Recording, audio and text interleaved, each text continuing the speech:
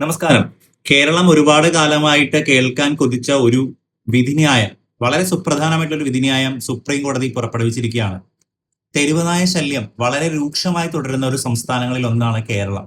നമുക്കറിയാം, നമ്മള് പകലെന്നില്ല രാത്രിയെന്നില്ല ഏത് നിമിഷവും പുറത്തേക്ക് ഇറങ്ങിയാൽ നമ്മളെയൊക്കെ ആക്രമിക്കാനായിട്ട് പതുങ്ങിയിരിക്കുന്ന ഒരു കൂട്ടം തെരുവ് നായ്ക്കളെ എവിടെയും കാണാൻ സാധിക്കും.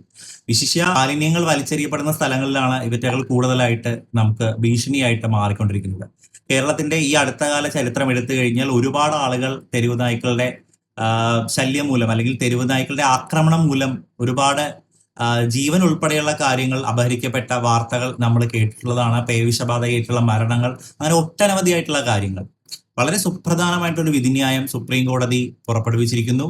ഏറ്റവും അടുത്ത് തന്നെ തെരുവ് നായ്ക്കളെ എല്ലാം പിടിച്ചുകൊണ്ടുപോയി, അതായത് പൊതുവിടങ്ങളിൽ നിന്നെല്ലാം ആശുപത്രികൾ, സർക്കാർ ഓഫീസുകൾ, സ്കൂൾ പരിസരങ്ങൾ, ബസ് സ്റ്റാൻഡുകൾ, അങ്ങനെ റെയിൽവേ സ്റ്റേഷൻ, അങ്ങനെയുള്ള എല്ലാ സ്ഥലങ്ങളിൽ നിന്നും തെരുവ് നായ്ക്കളെ പിടിച്ചുകൊണ്ടുപോയി വന്ധീകരണം നടത്തി സുരക്ഷിതമായിട്ടുള്ള വേറൊരു സ്ഥലത്തേക്ക് ഇവരെയൊക്കെ മാറ്റണം എന്നുള്ള ഒരു വിധിന്യായമാണ് പുറപ്പെടുവിച്ചിരിക്കുന്നത്. അതുമൂലം അനാഥമാക്കപ്പെട്ട കുടുംബങ്ങൾ, എത്രയോ കുട്ടികൾ, നമ്മൾ ഈ അടുത്ത കാലങ്ങളിൽ കേട്ട ഒരുപാട് വാർത്തകളിൽ ഒന്നാണ് കുട്ടികളുടെ ഉൾപ്പെടെയുള്ള മരണം, പേവിഷബാധയായിട്ടുള്ള മരണം. അപ്പൊ ഇതിനൊക്കെ ഒരു പരിഹാരമാകും എന്ന് തന്നെ പ്രതീക്ഷിക്കുകയാണ്. ബഹുമാനപ്പെട്ട സുപ്രീം കോടതിയോട് ഇത്തരമൊരു വിധി പ്രസ്താവന നടത്തിയാൽ വളരെ ഗഹനമായിട്ട് ഇതിനെപ്പറ്റി പഠിച്ച് കേരളത്തിന് വേണ്ടിയിട്ട് വാദിച്ചിട്ടുള്ള ആരായിരുന്നാലും, കേരളത്തിലെ ഇത്രയും സങ്കീർണമായ ഈ പ്രശ്നത്തെ പറ്റി പഠിച്ച് വാദിച്ച ബഹുമാനപ്പെട്ട അഡ്വക്കേറ്റുമാർ, അതുപോലെ ഇതിനു വേണ്ടിയിട്ട് പ്രയത്നിച്ച എല്ലാ സംഘടനകളോടുമുള്ള നന്ദിയും ഈ അവസരത്തിൽ അറിയിക്കുകയാണ്. നമ്മുടെ കുട്ടികളും നമ്മൾ ഉൾപ്പെടെയുള്ള സമൂഹവും സുരക്ഷിതമായി പൊതുവിടങ്ങളിൽ പോകാൻ സാധിക്കട്ടെ.